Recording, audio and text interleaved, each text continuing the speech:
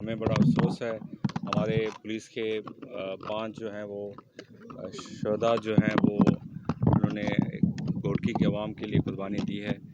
सबसे पहली बात ये है कि आप लोगों को पता होगा कि कुछ दिन पहले उबाड़ों से जो है वो 3 बंदे जो हैं उठाए गए थे। पुलिस ने इस सिलसिले में ऑपरेशन किया था। ये पुलिस ने ऑपरेशन बिल्कुल प्लान किया था, लेकिन ज़ाहिर सी बात है कि जो हमारा वेपन है वो पुलिस के ख़िलाफ़ जो इस्तेमाल हुआ है वो रॉकेट लॉन्चर से इस्तेमाल हुए हैं और 20 से 25 रॉकेट लॉन्चर इस्तेमाल हुए हैं। देखें, कच्चे में अक्सर पुलिस की शहादतें होती रहती हैं, पहले माजी में भी होती रही हैं। उनमें कुछ मसाइल ऐसे हैं, एरिया की जोग्राफ़ी के इश्यूज़ हैं।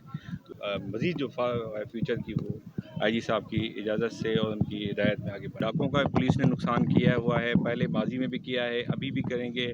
शुहदा जो है उनका बहुत बड़ा रुतबा है और जो डाकू मारे जाते हैं उनकी कोई हैसियत नहीं है। हमेशा हक़ व बातिल की जंग जो है, मैंने आज सुबह भी इंटरव्यू में कहा था कि वो होती रहती है।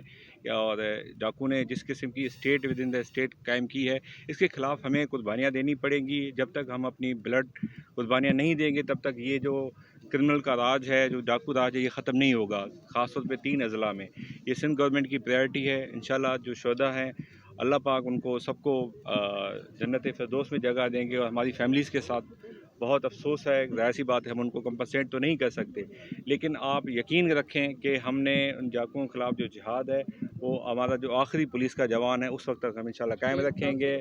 और जब तक ये डाकू तमाम ख़त्म नहीं होता है, डाकू कल्चर ख़ास तौर पे इन इलाकों में, तब तक पुलिस चैन के साथ नहीं बैठेगी। हम मज़ीद कुर्बानियाँ देंगे। आप तो ये शहादतें जो है ये हमारा फ़ख्र है, हमारा शान है।